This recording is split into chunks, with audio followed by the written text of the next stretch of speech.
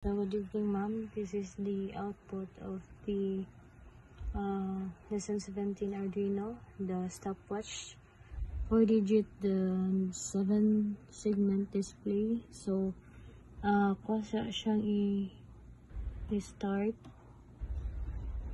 para ma-back to 0 siya.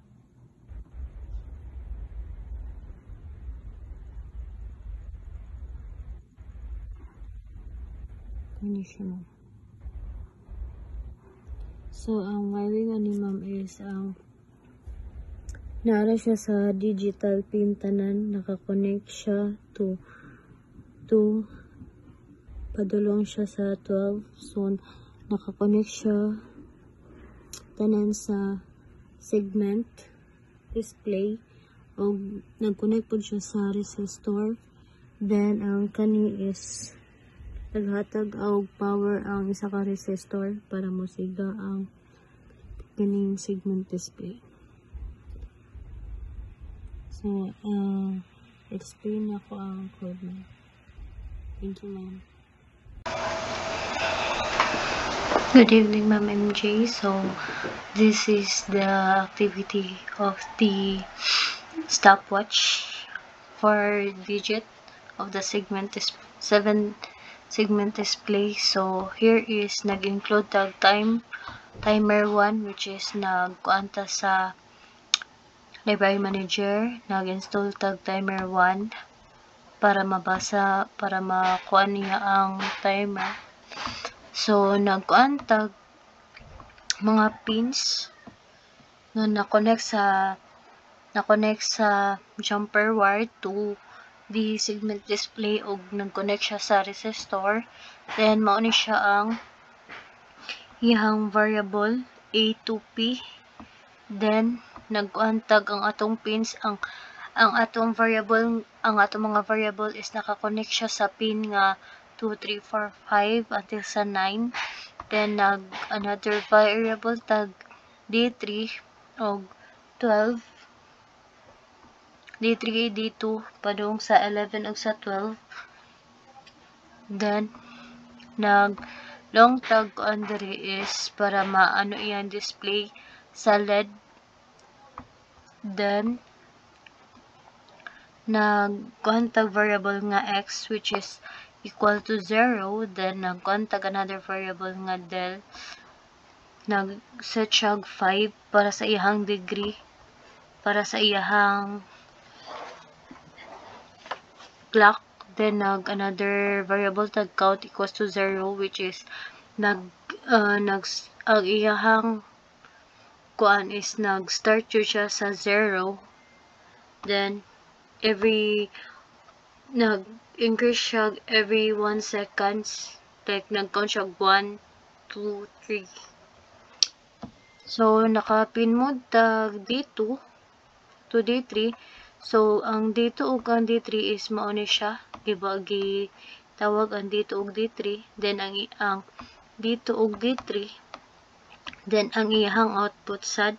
Same sa naka-indicate sa variable na to nga A to P. Then, mo gawas ang iyang output. Then, nag-timer initialize tag 10K, which is nag-set siya timer kay if atuan ni siyang so, ako ang gi-edit yung 10K kay if 100K is more 5 seconds ang iyahang blink, ang iyahang second sa iyahang pag next sa number. Then, nag-timer attach interrupt tag add para sa yung service routine here. Then, nag-void loop ta diri para iyahang balik.